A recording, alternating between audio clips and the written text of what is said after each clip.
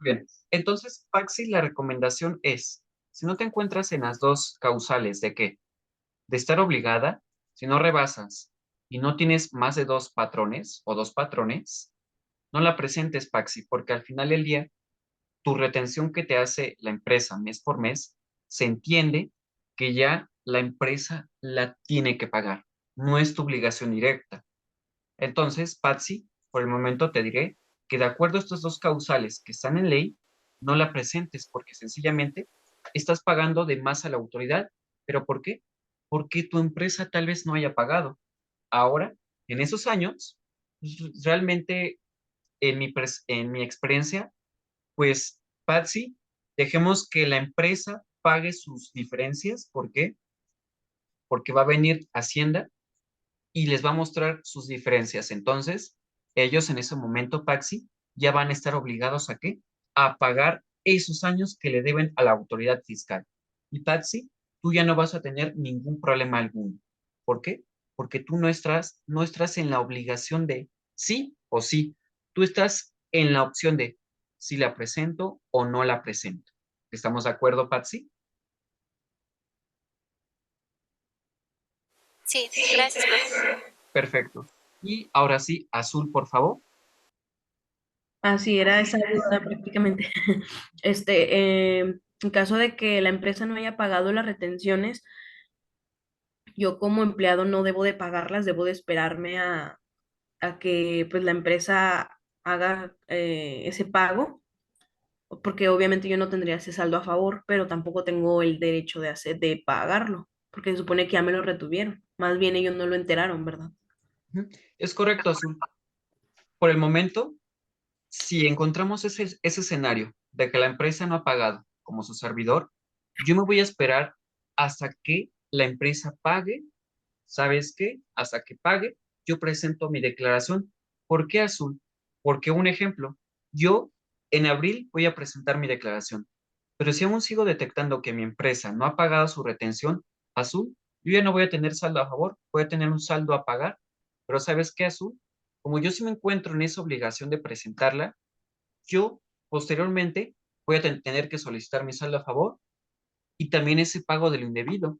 ¿Por qué? Porque ya voy a entrar en una confronta con la autoridad fiscal, sencillamente porque mi retenedor no cumplió en tiempo y en forma con sus obligaciones fiscales.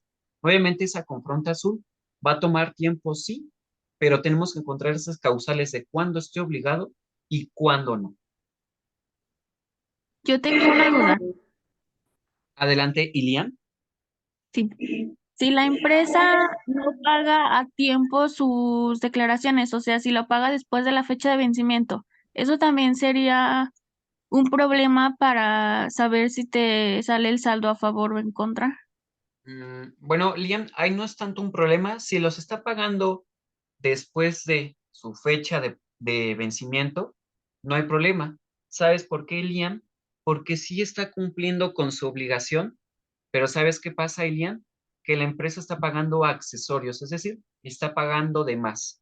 Paga su impuesto, sí, pero está pagando de más. Al final del día, el que se ve afectado es la empresa que paga tiempo después.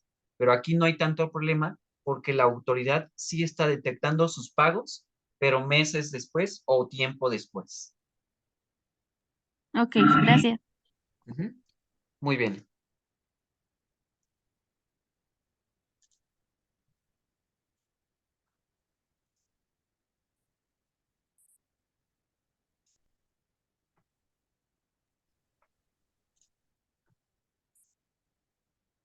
Muy bien. Entonces, ¿alguien más? ¿Alguna duda o pregunta? ¿Sí están quedando claros los escenarios? Maestro, yo nada más sí tengo una duda. Para poder revisar o tener acceso a la plataforma del SAT, ¿es únicamente hay un registro previo o cualquier persona, cualquier usuario puede hacer uso de ella? Por ejemplo, en mi caso, yo estoy registrada ante el SAT como persona física, pero también con sueldos y salarios. Entonces, me gustaría a mí revisar esa parte como para ir llevando como para visualizarlo nada más. ¿Se Ok. podrá? Sí, perfecto, Claudia. Ojo, en el escenario de tener dos actividades distintas. Aquí, en tu caso, Claudia, ya no tienes dos patrones, tienes dos actividades distintas. Entonces, primera actividad es por sueldos y salarios y actualmente tienes un patrón. Ahora, en la otra actividad, ¿qué otra actividad desarrollas, Claudia? En el caso como actividad empresarial.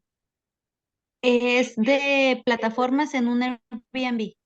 Perfecto. Entonces, Claudia, en tu escenario, si te das cuenta, tú ya tienes dos ingresos. Uno es a través de un patrón y dos es a través de una plataforma tecnológica. Entonces, Claudia, aquí la respuesta es verificar la información en cada régimen fiscal. ¿Por qué? Porque tú, cuando revisamos tu constancia de situación fiscal, tú tienes dos regímenes fiscales. ¿Cuál? Sueldos y salarios. ¿Y cuál es el siguiente? Actividad empresarial por plataforma tecnológica. Es decir, que tú recibes un ingreso a través de una plataforma, ¿cuál? Airbnb. Entonces, aquí, Claudia, inicialmente, en el caso de tener otra actividad, lo primordial es que se estén presentando tus declaraciones. Claudia, en el caso de tener una actividad empresarial, Claudia, tú misma tienes que generar tu propia declaración y pagar mes con mes tus impuestos a cargo. Claudia, primera pregunta. ¿Se está llevando a cabo ese escenario en donde mes por mes se están pagando o se está enterando y pagando el impuesto correspondiente? Sí, bueno, dos cosas. De hecho, se supone que Airbnb me retiene los impuestos y ya nada más, bueno, sí, tengo que bajar la retención ay, no recuerdo cómo se llama, pero una hojita donde se retienen esos impuestos, pero cuando lo rento por fuera, de cualquier forma vaya, me lo está llevando la contadora, pero a mí sí me gustaría como ir visualizando y revisando, entonces no sé si yo pudiera hacer esa parte, pues ver, nada más visualizar, como para irme familiarizando con el tema. Perfecto. Muy bien, Claudia. En tu caso, si observas el portal del SAT, en el primer escenario, observa personas y voy a tener declaraciones. Entonces, aquí inicialmente, Claudia, te diré que como tienes un ingreso a través de Airbnb, y es correcto, Airbnb, una plataforma tecnológica, te emite una constancia de retención. ¿Por qué? Porque la misma plataforma te está reteniendo ya un impuesto, ISR. Ahora, si nos damos cuenta, en declaraciones, lo más consultado, tenemos pagos provisionales o definitivos. ¿Qué significa? Que en materia de impuestos, pagos provisionales es a cuenta del impuesto anual. ¿Cuál impuesto? ISR. Ahora, definitivos. ¿Por qué definitivos? En el caso de IVA, donde determinas lo cobrado y lo pagado. Cobrado a tus clientes y pagado a tus proveedores. Determinas qué es mayor, cobrado o pagado, en donde determinas a pagar o a favor. Esto es definitivos y provisionales. Entonces, en el caso, presenta tus pagos provisionales o definitivos de personas físicas. Y mismo escenario, Claudia, accedes con RFC o con contraseña. ¿Por qué? Porque aquí inicialmente, cuando accedemos a este portal, aquí viene iniciar con RFC o con contraseña. ¿Qué va a pasar, Claudia? Que tú vas a verificar principalmente que tus declaraciones se estén presentando. Entonces, Claudia, si te puedes ir familiarizando, nuevamente entras al portal del SAT. Recuerda, tenemos empresas o personas, en tu caso personas, y como tienes una propia actividad, te vas al apartado declaraciones, abajo, pagos provisionales o definitivos, presenta tus pagos provisionales o definitivos de personas físicas y accedes con RFC o con firma electrónica. Una vez que estés dentro, vas a poder observar que en ese portal, bueno, más adelante también lo vamos a ver, Claudia, vas a observar que en ese portal tú puedes controlar las declaraciones. ¿Por qué? También más adelante lo vamos a ver con papeles de trabajo, cómo voy a controlar la parte de los impuestos. Entonces, Claudia, aquí es como te vas a ir familiarizando un poco más con el portal. Entonces me voy a la parte final y Claudia, si tienes tu RFC y contraseña, aquí los puedes controlar, RFC y tu contraseña, o sencillamente si tienes firma electrónica, aquí dice e-firma. Recuerda que con tu e-firma tienes un archivo SER, tu certificado, y un archivo key, que es tu llave privada y su respectiva contraseña, y de igual manera accedes al portal. ¿Estamos de acuerdo, Claudia? Sí, maestro, perfecto. Muy bien. Entonces, muy importante, ya que se tocó este tema, hoy en día tienen que revisar su constancia de situación fiscal. En esa constancia, recordemos que viene la obligación de pagar impuestos. ¿Qué impuestos? ISR provisional, ¿por qué actividad? Pagos definitivos de IVA, retenciones, tal vez si es el caso, viceversa. Siempre identificar cuál es el impuesto que estoy obligado a pagar.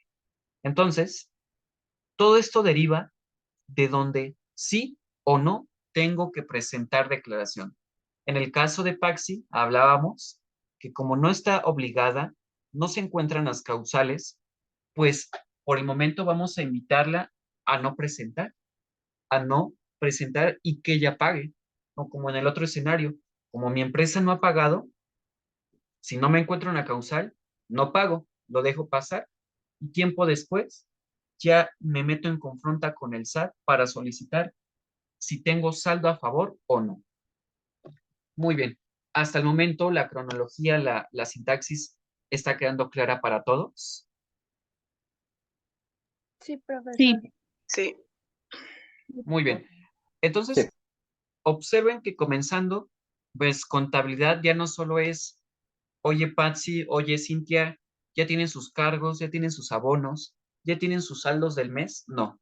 Hoy en día, como pudieron observar su servidor, ya con el portal del SAT tenemos que estar haciendo cruce de información mensual, es decir, que hoy en día nuestra carga laboral es revisar, tener al día la información. ¿Por qué? Porque hoy en día nos está afectando mucho lo que son las diferencias. Nos afecta, un ejemplo, si somos una empresa que tiene convenios con el gobierno y que el gobierno nos paga, por ejemplo, nos puede afectar una opinión de cumplimiento negativa. ¿Por qué? Porque existe una obligación que no se ha pagado de un mes o de un año específico. Entonces, de esta forma es como nosotros vamos dando entrada a lo que quiere la autoridad fiscal hoy en día. Entonces, Maestro, adelante. disculpe, buenos días. Buenos días, Alejandra. Sí, por ejemplo, yo tengo una situación, por ejemplo, yo una vez, hace mucho, me di de alta en Hacienda porque yo estaba iniciando un negocio, pero fue como en el 2016 y estuve muy poquito tiempo y estuve haciendo las declaraciones, pero dejé de hacerlas porque dejé de hacer el negocio y ya no volví a entrar para allá. Después, en 2018, entré a trabajar con una empresa que no sé si me hizo un movimiento ahí en SAT y yo dejé de hacer declaraciones, la verdad ya dejé ahí como que ese tema. ¿Qué pasa ahí? Muy bien. En ese escenario de tener una actividad y que en un futuro tal vez dejemos de desarrollarla por no tener ingresos o porque no hubo rentabilidad, para efectos Ujú. fiscales, el presentar una declaración en ceros trae repercusión. Pero en tu caso, Alejandra, como ya no hay un comprobante emitido o recibido, es decir, ya no hay actividades, y Ajá. como todavía te encuentras dentro del régimen a través del SAT, la invitación es presentar tus declaraciones en cero. ¿Por qué? Porque cuando presentes tu declaración anual, obviamente ya con datos en cero, ¿qué va a pasar, Alejandra? Que ahora a través del SAT tenemos que suspender la actividad. ¿Qué le vamos a Ah, decir a la autoridad, Alejandra? Que esta actividad se suspende. ¿Por qué? Porque sencillamente ya no te está generando ingreso alguno. Entonces, ok. Alejandra, cuando tenemos suspensión de actividades, ya no estás obligada a presentar ni a pagarle nada al SAT sobre esa actividad. Entonces, Alejandra, si nos regresamos a esos años, No pasa nada. Presenta las declaraciones en cero. ¿Por qué en cero? Porque no hay comprobantes emitidos ni recibidos, no hay nada que reclamar y nada que enterar.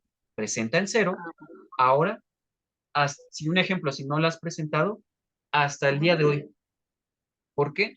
Porque una vez que tengas ya todas tus declaraciones en cero, presenta un aviso que es suspensión de actividad. Y no va a haber tema alguno. ¿Por qué, Alejandra? Porque el SAT ya no va a rastrear tus ingresos de tus facturas emitidas y viceversa de tus gastos recibidos, de tus proveedores. Ok. Ujú. Ok, gracias, profe. Y ya de esa forma, Alejandra, ya no tenemos alguna repercusión con la autoridad. Ahorita no la tienes. Sencillamente no la tienes, Alejandra, porque no hay un impuesto que pagarle. No hay ingresos, no hay gastos. No te puede nada de reclamar el SAT. Únicamente, para en un futuro no tener algún problema, así como hoy en día, presentamos declaraciones. Si no hay nada que pagar, no lo pagamos y posteriormente damos de baja la actividad. Aunque ya hayan pasado todos estos años.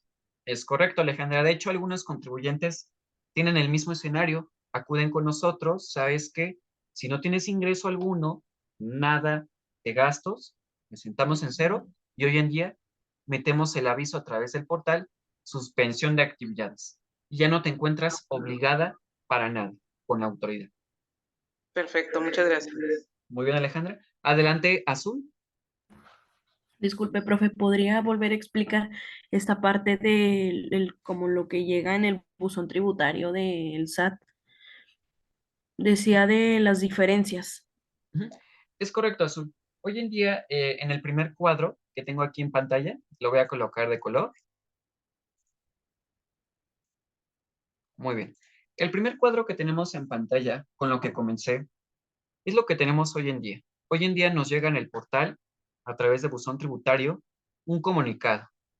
Recuerden que existe el buzón tributario hoy en día. Lo voy a poner más abajo para no ir revolviendo la información. Tenemos actualmente nuestro buzón tributario. Recuerden que hoy en día este buzón tributario sí estamos obligados a tenerlo activado. ¿Por qué? Porque es el medio de comunicación de la autoridad con nosotros. En ese buzón voy a tener dos aspectos importantes: notificaciones y comunicados. Entonces, el primer recuadro que coloqué en pantalla es un comunicado. Observen. Comunicados, y tengo por parte del SAT una diferencia, que es un comunicado, me está invitando a aclarar. No me está obligando, me está invitando a aclarar. Y si le debo, pago. Pero por el momento no me está requiriendo. Tengamos mayor precaución cuando veamos una notificación. Notificación es algo que ya hay una resolución, algo que ya está exigiendo el SAT. Y comunicado es una invitación. Entonces, en el portal, si tengo un comunicado y tengo el siguiente cuadro, en el cual contribuyente azul. De acuerdo a nuestros sistemas, verificamos que tienes empleados a los cuales le emites comprobantes de nómina. En el mes de enero, año 2019, nuestros sistemas detectan que tú retuviste 2,500, pero, de acuerdo a declaración y pago, únicamente declaraste 1,000 pesos. Por lo cual, te invito a que me aclares qué pasó con los 1,500. ¿Se pagaron en meses posteriores? No te dice eso, pero se pagaron en meses posteriores o sencillamente no se pagó. Entonces, Azul, cuando tenemos este tipo de situaciones, es aclarar qué pasó con esa diferencia que no se pagó. En este escenario, lo primordial es pagar las diferencias y en los meses donde se pagó en exceso, pago del indebido, solicitar ese saldo. ¿Para qué? Para que lo puedas aplicar contra tu impuesto propio. Entonces, Azul, cuando tengamos este tipo de escenarios, ¿cuál va a ser nuestro foco principal? La contabilidad. La contabilidad es la que le va a dar soporte inicial. Dos, ¿qué otro soporte, Azul? Del mes enero, año 2019, ¿qué creen? voy a obtener todos mis CFDIs de nómina, todos los que emití en ese mes, principalmente para llegar a la cantidad que dice la autoridad fiscal. Sí, va quedando claro, Azul. Sí, sí, sí. Entonces lo ideal sería pagar de más en otro mes, ¿verdad? Para que eso que falta, como compensarlo. No, Azul, espera. Azul, o sea, un ejemplo, si aquí debes 1,500 Ajá. y de puro error se te fue en el otro mes, Azul, en el mes que te indica la autoridad, paguemos la diferencia si es que se debe, y en el mes donde pagaste de más, solicítalo. No hagamos este escenario, Azul. ¿Por qué? Porque tenía que pagar 2,500, pagué 2,000. Ah, pero autoridad, ¿sabes qué? Te pago los 500 en el otro mes. No lo hagamos, Azul, porque la autoridad no lo está respetando. Si yo dejo pasar este escenario y que pasa, si yo digo, ok, oye, SAT, mira, te debo 500 en enero, pero se compensa con febrero. Te debo 2,000 en abril, pero se compensa con mayo. Créanme, no lo dejen pasar. Mejor paguemos 500 en enero, actualización y recargos, en abril, y tanto febrero como mayo soliciten su pago de lo indebido. ¿Por qué? Porque hicimos ese escenario en 2023 y ¿qué creen que nos ocasionó? Un crédito fiscal. Y un crédito fiscal llega a través de notificación y ese crédito fiscal trae la diferencia de pago, trae actualización y recargo, pero ¿qué creen? Trae multas del 50% por no pagar, por hacer caso omiso, y multa del 53% por agravio, por agravante. ¿Por qué? Porque estoy actuando de mala fe en contra de la autoridad fiscal. Entonces, por experiencia propia, los invito a que hagamos este escenario. Si tengo que pagar, paguemos la diferencia si es que hay que pagarla, y si no, busquemos todos los recursos necesarios para defender de, oye, no te debo esa cantidad, tuve gastos, tuve estrategias para disminuirlo, no hay tema. Y en el caso de tener saldo a favor, soliciten su pago de lo indebido. ¿Sí estamos de acuerdo? ¿Va quedando clara la información?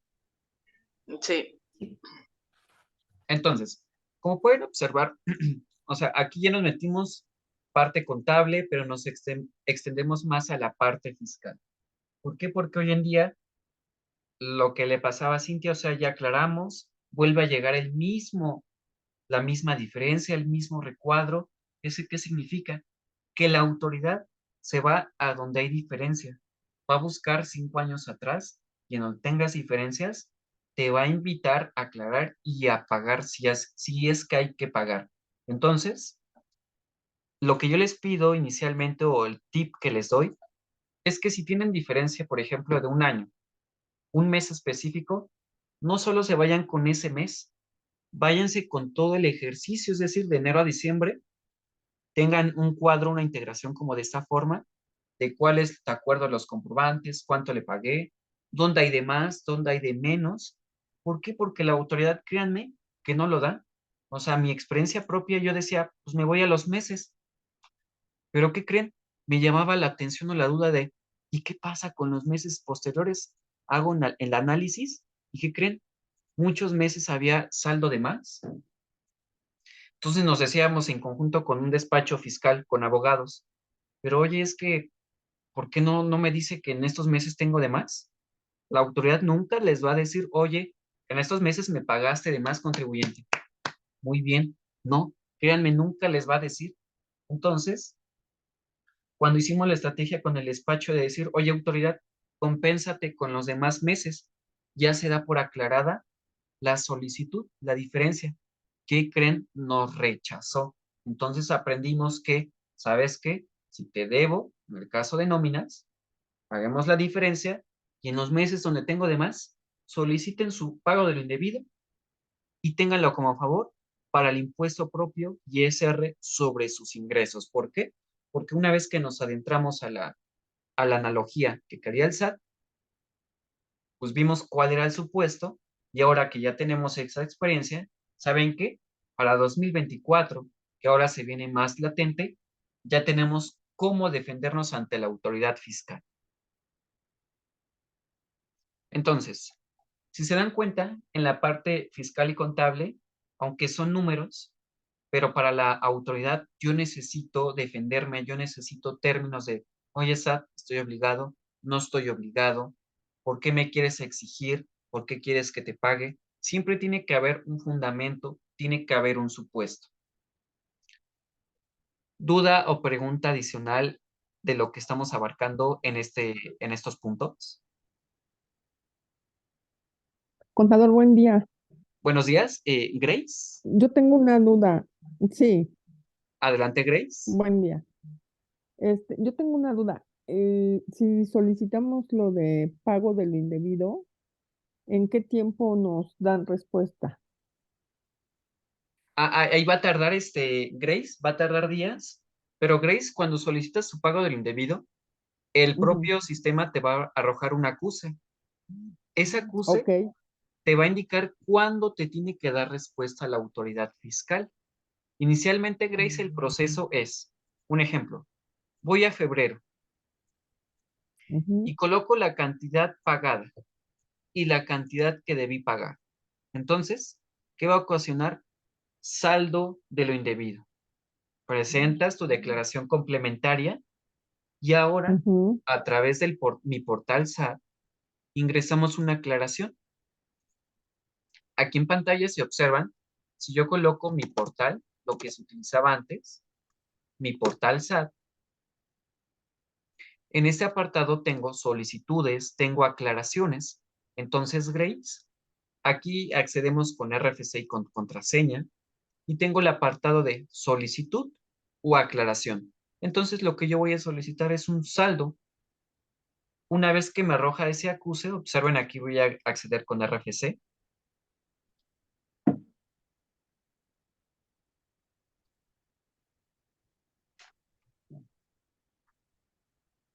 Observen, tengo servicios por internet, incluso de los créditos fiscales.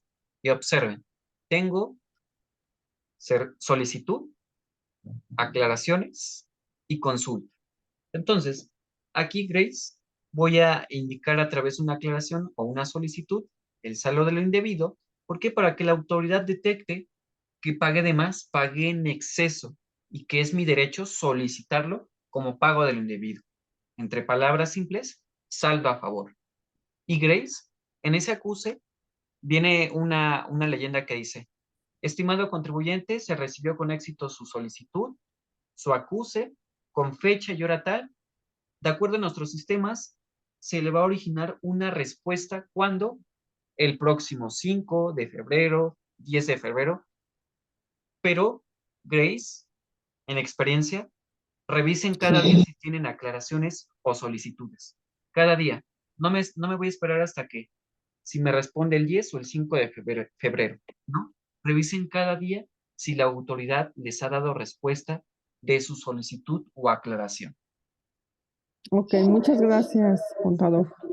Muy bien, Grace. Entonces, ahora sí viene la parte buena. ¿Por qué? Porque en la parte buena está bien que su profesor, que cualquier asesor o contador les diga, oye, es que no pagues, no hagas esto, no hagas esto. Pero la gran pregunta que siempre deben de hacerse es, sí, pero ¿cuál es su fundamento legal? Es decir, ¿cuál es la ley? ¿Cuál es el título? ¿Cuál es el capítulo? ¿Cuál es el artículo? ¿Cuál es la fracción? ¿Cuál es el inciso? En donde me establece por qué.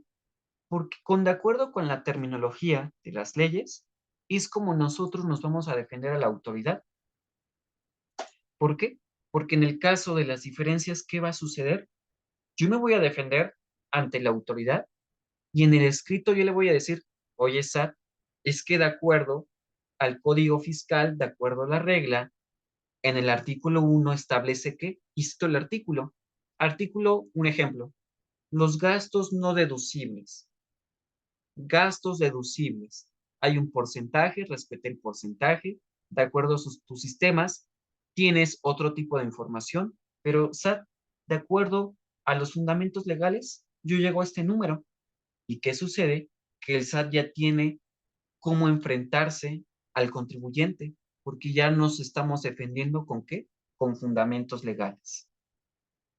Entonces, en contabilidad siempre tienen que preguntarse cuál es su fundamento. Es decir, sí, la contabilidad la llevo, la organizo, pero también la contabilidad tiene sus propios criterios.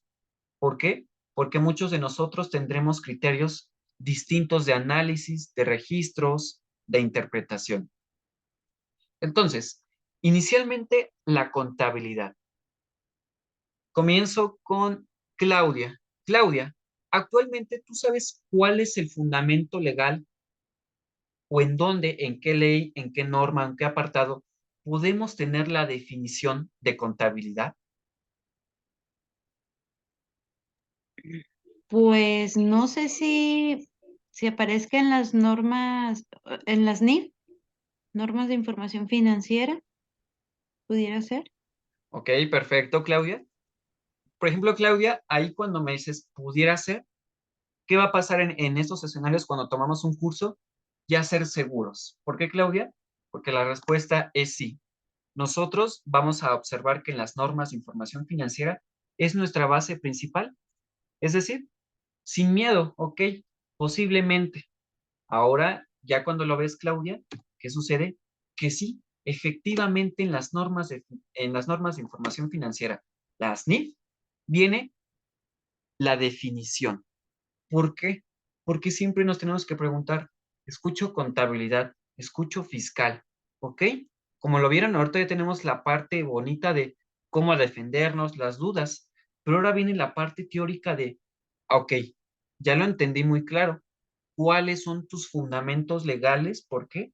Porque cuando me tenga que defender ante el SAT, a ver, SAT, códigos, leyes, artículos, reglas.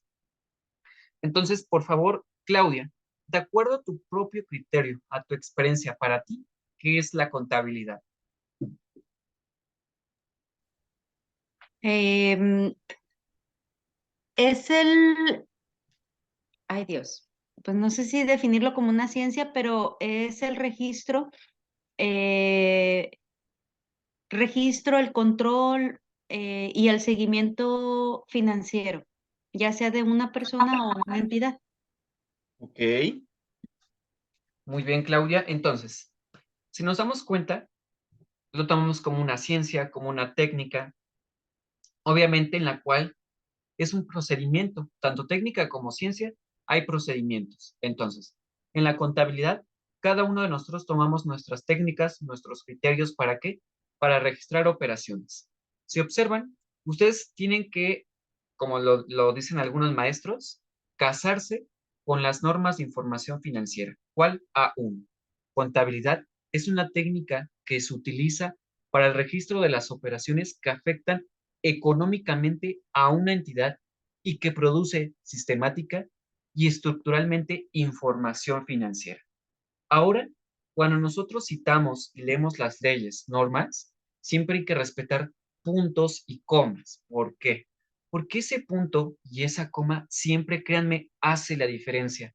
¿Por qué? Porque si lo leemos corrido, ya lo entendí, pero ahora, si le digo, vuélvanlo a leer, respeta punto y coma, se van a dar cuenta que la autoridad lo que quiere que analices o no analices. Por ejemplo, muchos de nosotros tenemos bases, tenemos normas, pero ¿qué va a pasar con las personas, por ejemplo, los representantes, los dueños de las empresas? Cuando son asesorados y le hablamos de esta forma, créanme que no nos entienden ni una palabra. Nos dicen, a ver, ¿qué me dijiste? No te entendí. Mejor a través de gráficos, a través de exposiciones, es como le entienden. Pero nosotros sí casarnos de cómo leer e interpretar cada una de las leyes o normas. Entonces, si se dan cuenta, contabilidad, una técnica que nos implica registrar todas las operaciones. Operaciones desde compra, venta, inversión, entrada, salida, adquisición, cualquier operación que afecte a tu propia actividad. Una contabilidad siempre va a tener origen desde el giro comercial, es decir, tu actividad preponderante. ¿Por qué? Porque un ejemplo, Alejandra, Un ejemplo, si Sí. tenemos un giro, hablemos un restaurante, y en otro giro tenemos, un ejemplo, fármacos, una farmacia. Y en ambos escenarios, tanto restaurante como farmacia, hacen la compra de madera. Alejandra, a tu criterio, tanto restaurante como farmacia, ¿pueden deducir el gasto de una madera, la compra de madera? Pues supongo que sí. ¿Cuál sería ese Supongo. análisis, ese criterio que tú me dirías, oye, restaurante sí y farmacia sí? mm, Pues no sé, me imagino cuando el negocio pues tal vez tenga un crecimiento o una construcción o algo, tal vez sí se pueda meter el registro de compra de madera. Muy bien, Podría Alejandra. ser como mantenimiento de local, algo así como si le estuvieran dando mantenimiento a las instalaciones. Ajá, perfecto, tanto Alejandra como Ilian, como se dan cuenta, es un gasto para la actividad en donde yo soy el SAT. ¿Qué creen Alejandra y Liam? Para mí es un gasto no indispensable para desarrollar tu actividad. ¿Por qué? Porque si eres restaurante, yo sé que vendes productos de alimentos. Si eres farmacia, únicamente productos fármacos. Yo soy autoridad y lo veo de esa forma y les digo, gasto no deducible. Pero ahora, ustedes, en su análisis, ok, como me dicen, puede ser mantenimiento, pueden ser adiciones o mejoras. ¿Por qué? Porque inicialmente es la figura, la imagen que le voy a dar de mi negocio a mis clientes. Entonces, nos damos cuenta que partimos de un criterio de cómo le voy a dar deducibilidad o no a un gasto, algo que afecte realmente la economía de la empresa. ¿Por qué? Porque un gasto es un desembolso y un gasto, ahora más específico, que puede ocasionar un costo, algo que pueda recuperar en un futuro o sencillamente si es un gasto, un desembolso. Ok. Muy bien.